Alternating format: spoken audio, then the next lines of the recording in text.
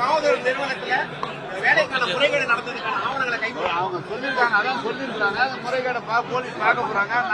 நான் தெளிவா சொல்றேன், நான் எந்த தப்பும் செய்யல.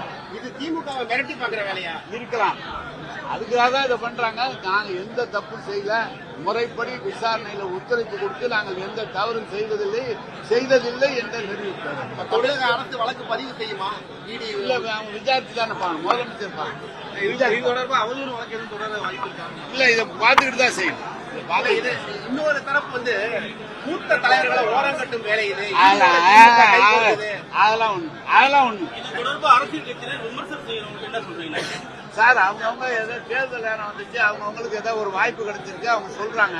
நாங்க அதை தான் மீறி சொல்றேன். விசாரணையில் நாங்கள் குற்றமற்றவர்களை நிரூபித்து வெளியே வருவோம். நேற்று டிடி விஜயநகரன், சசிகலா, செங்கோட்டையன் எல்லாம் ஓரணியில சேர்ந்து நாங்க என்ன நினைக்கிறோம், அவங்க ஏற்கனவே ஒன்னா தானே இருக்கிறாங்க.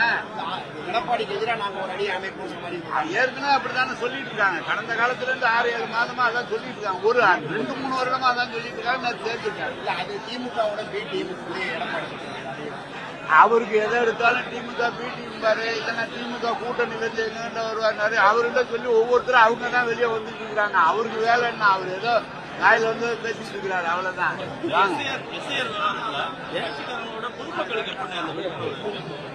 மொத்தம் பொதுமக்களுக்கு அரசு அலுவலர்கள் 2543 அரசு அலுவலர்கள் ஒவ்வொரு பூத்துக்கு ஒரு ஆள் போட்டிருக்காங்க. ஒவ்வொரு வீட்டுக்கும் கொண்டு கொடுக்குறோம். ஒவ்வொரு வீட்டுக்கும் கொடுத்து அதை எழுதி வாங்கும் போது BLA 2 போட்டிருக்காங்க. ஒவ்வொரு கட்சியிலயும் ஆள் இருக்காங்க.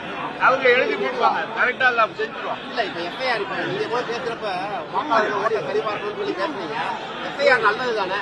திருப்பி ஒரு முறை சரிபார்த்தா இல்ல, எது வரைக்கும் நல்லது? ஒழுங்கா இருந்து இறந்தவங்களை நீக்கினா வேற ஊருக்கு போனா நல்லது.